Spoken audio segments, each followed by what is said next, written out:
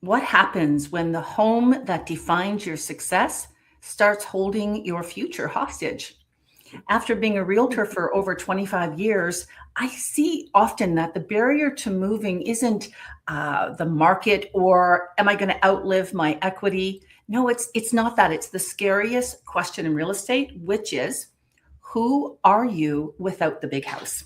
So today we're talking about choosing your future over your floor plan. And Carolina, my wonderful partner, Dr. Carolina Billings, my co-host, tell me, because you are in the middle of this process right now of going from the family home to hopefully something more streamlined. What are you thinking about identity wise? Is that on your mind about who are you without this house Yeah. now? And actually, identity for me is being a catalyst. This is a catapult. Get out of here. More so than holding back, right? And actually, sorry, it's a longer answer. Oh, I love it. If in my book, actually, Party of One, I specifically write about the bridge between signal and choice, and how hanging on to that double income suburban life is signaling. Is really, I'm not going to go as far as to say it's virtual signaling, but it's signaling nonetheless, right? It's the status, it's the lifestyle, is, meanwhile you is conspicuous waste, right? Like you get one person living in, I don't know how you define a big home, whether that's a 3,000, 4,000, 5,000, 10,000 square feet, right? But still is clearly not a environmentally sound, and b practical. Well, and you make a good point. Well, first of all, it's really not size, is it? Like it comes down to usage in terms of your square footage. And I think we talked about this before. If you were to think about a heat map on top of your home, where are you actually living in your home? And I know, many folks, of course, as we're empty nesters and older, that we're not using very much of our homes typically, right? So you bring up a very interesting point. You're talking about it being a catapult for you, and I know that for many people, that it's that fear of losing that identity that they've been for decades, right? Like if you've been in your house for 30 years or whatever, and you're thinking about right sizing into something smaller, more streamlined, more maintenance free, and you start to think about, I won't have a formal dining room anymore. And When that was the dining last room, time you used it? well, when was the last time you used it? But that dining room was the center of your family gatherings, right? Like it really held a space that everyone used. And then if you take it a step further, when it comes to, okay, so that's my dining room space, which represents where my family shared many meals and many good times. What about even me, the actor in the story, where I was the host and everyone, I had all the big dinners here. I hosted the summer barbecues in my backyard. Who am I if I pass that torch to my son or my daughter or a friend? Am I losing that status or that visibility? Goodness, I just see it as a lot of work. I don't know if that's necessarily status, but it's definitely identity, right? And you and I have touched on identity before, and so have our colleagues in our other sister podcasts. And I think with identity is such a mind um, kaleidoscope, for lack of a nastier word. Well, that's an Because, interesting word. Okay. well, yeah, because it's like, what are you really hanging on to, right? Like, if you think from a scientific perspective, right? Our cells in our body change fully every 7 to 10 years. So, are you technically the person that you were 10 years ago? if your body's different, right? If every cell in your body is different, are you still you, right? Or are you a new version of you? But you're hanging on to the past, right? Like the what you identify with. And if we take it to a philosophical point, which is more my hobby and cup of tea, there's an exercise, a mental exercise called the ship of Theseus. I don't know if you've ever heard of it, but the ship of Theseus states that imagine you have a ship of Theseus that you begin to take the planks apart until the full ship is completely replaced. Is that still the ship of Theseus? Right? And then if you take the planks and you rebuild the ship somewhere else fully, which one is the real ship? Mm. Mm-hmm. Right? So identity is a funny thing. And I'm looking forward to see where you take us with the house as a representation of good times, bad times, the past, present, Mm-hmm. right? Well, and that's interesting because you're right. It's such a mind game, isn't it? It is. It's what we hold in here. And you know, and I find fear plays a lot into this. And a lot of people believe that when you downsize, or, you know, I prefer the term right size, that you're shrinking your identity. And in actual, which is, you know, kind of scary, right? Because, you know, as we get older, it's like, well, you know, there's loss, you know, I'm no longer, I no longer have a career. I no longer this. I'm no longer, you know, the mom at the soccer field, whatever. So those fragments start to fall away. Hopefully, though, we're shifting into replacing those fragments with finally focusing on, oh gosh, how can I fulfill my life now?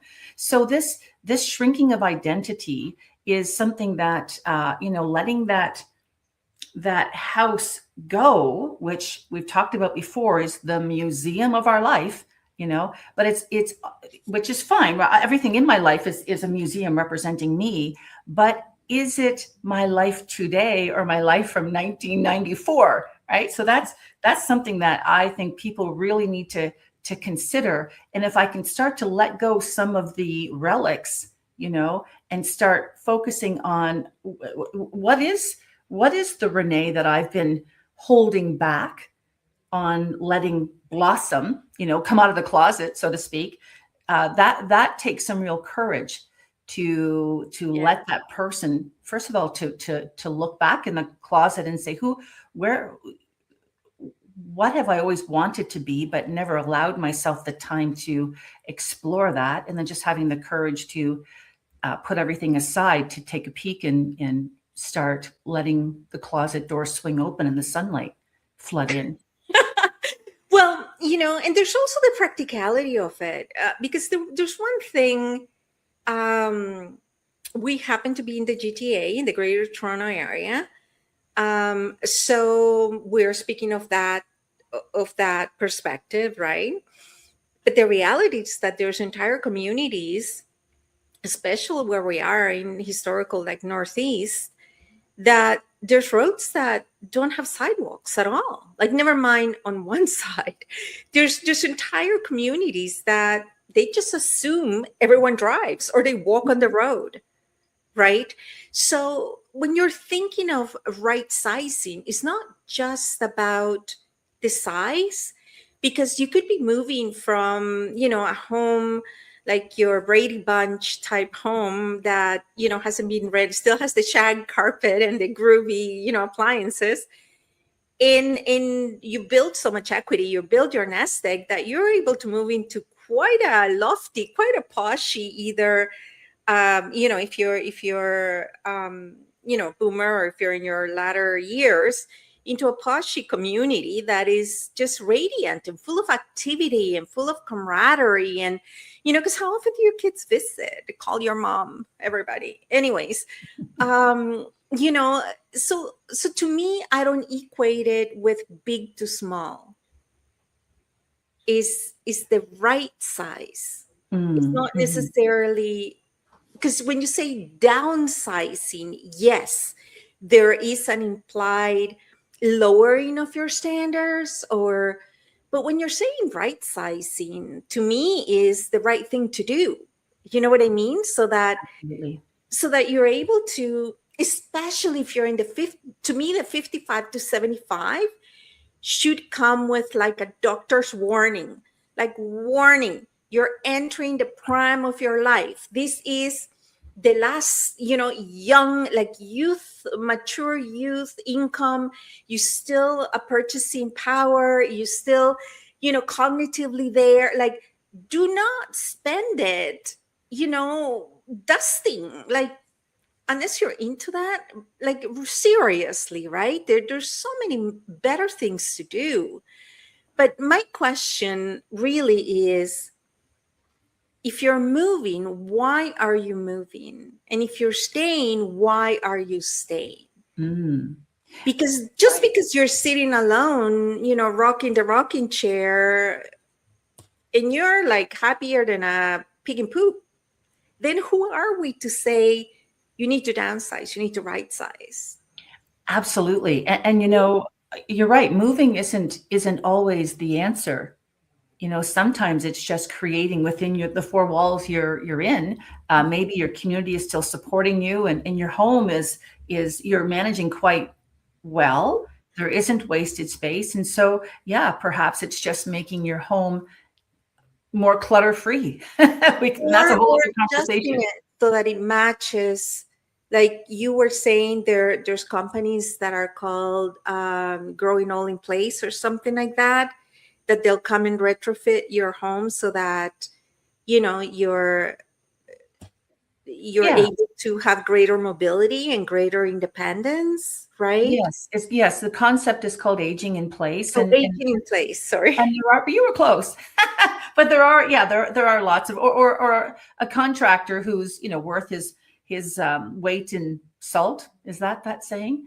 Anyway, can Yeah, help I with think so. universal design, and there are lots of designers that can help plan that. Freshen up. So my concern is, and again, I'm speaking purely, I'm projecting my anxiety and neurosis onto the world, right? To me, it feels, and it was such a cocoon moment,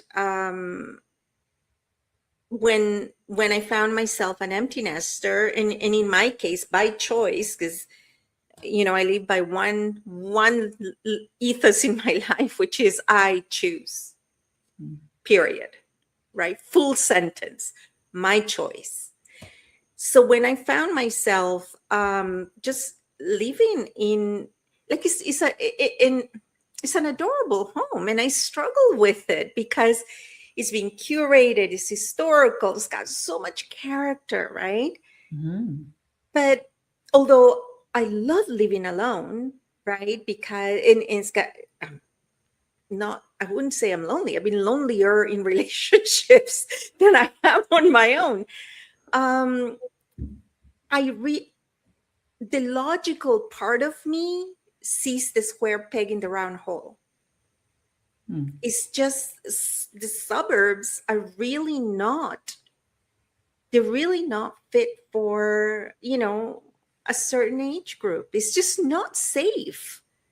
Especially again, given the context of our GTA, right? Like, and I had a big aha moment with your husband, who's the broker of the property.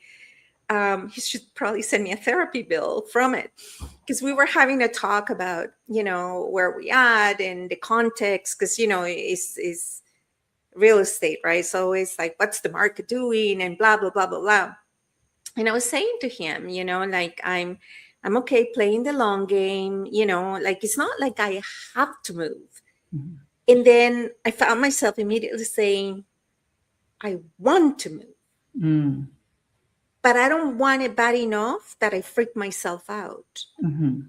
Because if I want, you know what I mean? Like, I still have to be grateful and happy. Like, listen, if I'm going to wait for my next chapter, this is not exactly a nasty place to sit and wait, right? Absolutely, especially with your stunning backyard. But I said to John, I said, and I heard myself say it for the first time, it's like, I just don't want to spend another winter here. And And that, yes. And that, in the minute I said it, yes to the culture in in the GTA, yes to more single professional, yes to all of it, but the core of it was that I just don't want to battle the winter in a home by myself, because I think winter's winning. And that's fair, and you know that, and that's a whole season, right? It was just this moment. And for other people, there's that, and then on top of that, there's how much time, our greatest asset, by the way, which we really take, I think, more seriously as we're 55 plus. How much time is spent on a Saturday? Making sure the grass cutting crew outside your door is doing a good job, or you're arguing with your furnace that's older than your children, or you're praying we just went through a very wet spring and praying that there isn't a leak in the basement because there's so much. We're still trying to exit the winter. Mother Nature. Here's the thing, for anybody, because we have friends all over the world, and love you all, because I get a kick out of all the comments that come from like all over the world. I have to tell you one thing, for anybody thinking of moving to Canada, especially to a home, we are obsessed with the ground. We massage the ground. It's like, in the spring, we're raking, whatever happened in the winter. In the summer, we're mowing the lawn. In the fall, we're raking the leaves. In the winter, we're shoveling I'm always looking at the floor, at the ground, right? Like it's this constant, in my opinion, unless you truly, genuinely align with it as a lifestyle, you're either are prepared to do a lot of work, or you have the budget to, sustain the economy of the town or city you live in, right? And then it's that proverbial question: who are you working for, right? Because if all you're doing is maintaining a crew, then seriously, you can be and is your house serving you, or are you serving your home? At this point, right? Yes. And you brought up a really good point that is something to consider. Now you remind me of the show Green Acres. Do you remember that show? Do you remember that show? Right. I've been called that before. What was her name? Eva Gabor or Jaja Gabor? Darling. Yes. Okay. You are a little bit out of your element in that. So Carolina has, as she just confessed, is not you're not a one that likes to cook, or I'm an indoor girl. You're an indoor girl. You're not a gardener. In the kitchen. And it's so hilarious because he was captivated by the house that she's currently in, which is, if you walk past it, it is so charming. In the summertime, spring, summer, and fall, it is surrounded by these gorgeous hydrangeas, which she has to take care of. Well, actually, they're pretty self-sustaining. I have to say, I have them myself, and they're gorgeous.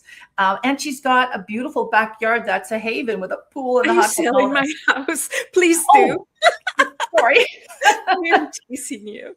I didn't mean to do that. However, you know what?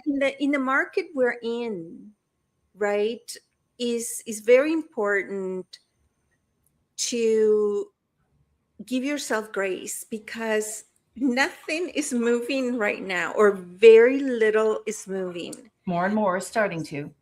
Okay, thank God.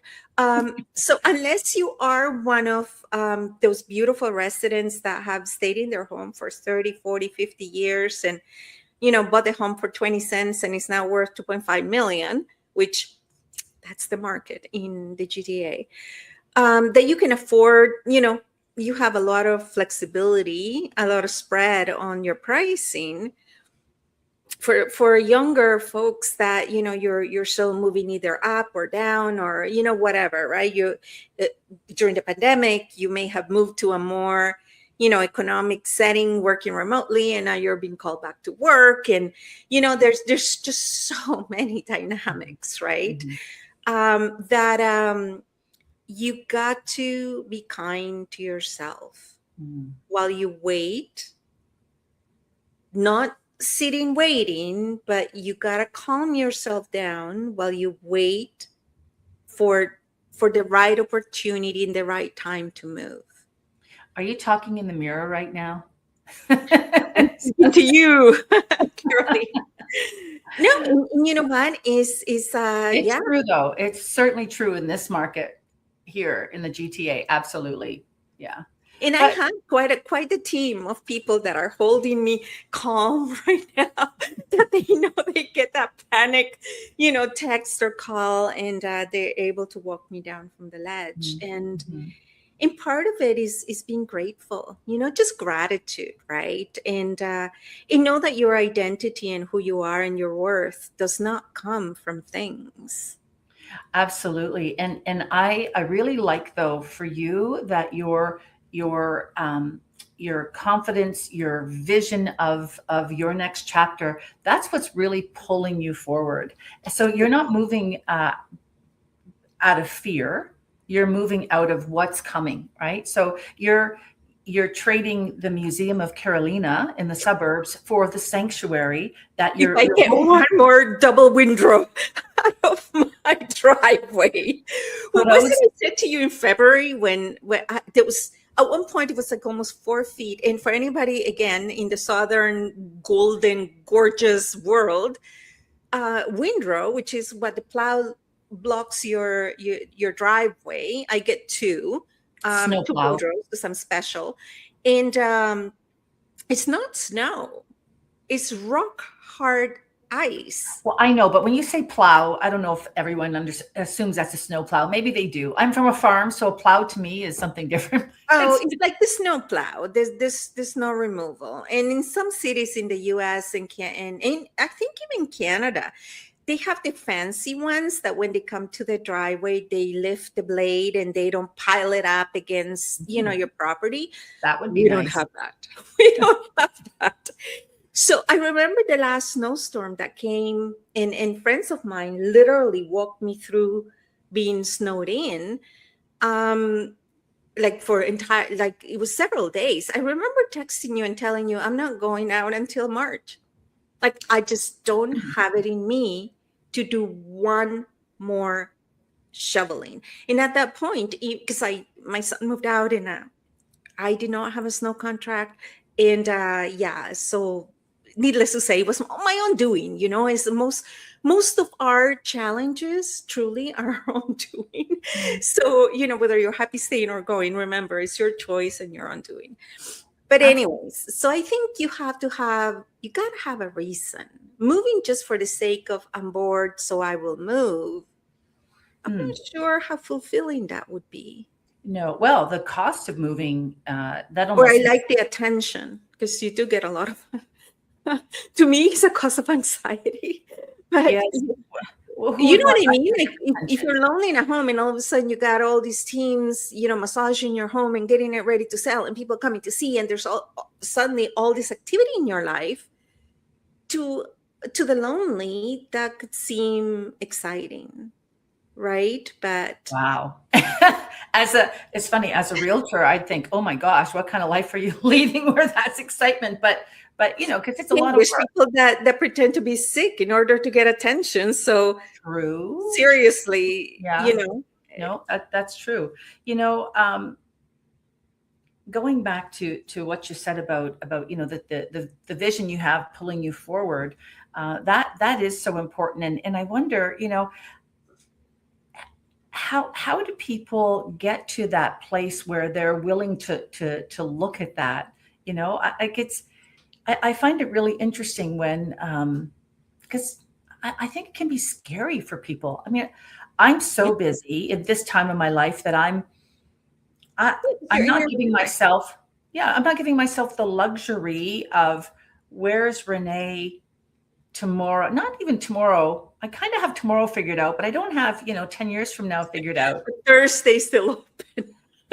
Thursday's wide open. yeah, it just depends on the way the wind is blowing. But what I have to say, though, the people that feel courageous enough to crack, now, some people move because they have to. Something's happened in their life where they're moving out of necessity and not by choice. So that's a whole other ball game, and we deal with that all the time. And we'll have financial people join us to talk about that, like good strategies. Yeah, and oftentimes it's due to an illness or to an accident, something that's unexpected, and now as a result, people have to move quickly. And in a situation like that, usually it's other people making decisions for you. Your adult kids have swooped in, your power of attorneys have swooped in, and decisions are being made quickly. Stress is usually high. And I find that when decisions are made in haste, oftentimes there's money left on the table. So we never want to move out of necessity. That's why I'm always or in haste. It's okay. It's okay if it's a smart financial move, but we have a new mentor expert in our PWT Global family, Keith Nichols, and his one message that seems to be his sign off is build a team, right? And I think when it comes to these decisions, yes, speak to your family, right? But sometimes they're human. They're looking out for themselves, right? Like there's some choices. There's so many options, and that's one of the things I learned from you recently. That we often just think condo or home, right? Like those are your choices, or townhouse. But really, there's so many other ways to live in other places, other countries, other methodologies to enjoy life and have the means to have food on the table and a roof on over your head. That sometimes I know a lady that she was really considering that reverse mortgage deal, which is if you have tons of equity, they let you, well, it's a reverse mortgage. Instead, the payments come out of your equity, right? But you can stay in your home for as long as you want to, right? And her kids were like, no. It's like, you are not even like, why are you so invested? Like, these are grown adults, like, almost our age, right? Like, why are you so invested into her not doing these, right? Like, because they were looking after their inheritance, right? Or we should do a whole show on that. We'll probably get some email, though. Yeah, we certainly do. I've learned so much in the last little bit in preparing for our event, which I'll begin to land this plane anytime you're ready, for our event coming September the 12th in GTA North. Your whole 9 to 5, just outside the city. And it's all about, living the living well experience, right? And we're having all kinds of experts and demos and shows and activities and fun and laughter to remind you what is possible at 55, right? You're just starting the second half of your life. So it's exciting time, and it's at the All Nations Event Center, centric, so it's near the highway. And we look forward to everyone joining us. And there's going to be online events as well for all of our friends all over the world. And remember to subscribe to our newsletter, subscribe to our channel. If you subscribe to our YouTube channel, you get to see all the content early because it gets uploaded almost the day it gets recorded. So that is processed. So if you subscribe to that, you'll get notified. But also we do stream onto LinkedIn and Facebook for now, which is really where our audience is directly, but we're trying to build our YouTube channel. So thank you, everyone. Yes, Renee. I was going to say, join our community. We're so much fun, and we have so much more fun coming up. So we think we're fabulous. True. So see you at our Living Your Prime event, Saturday, September 12th. And it's been fun, Carolina. Thank you so much. Yeah, there's more information coming up, so stay tuned. Thank you, everybody. And until Bye. next time.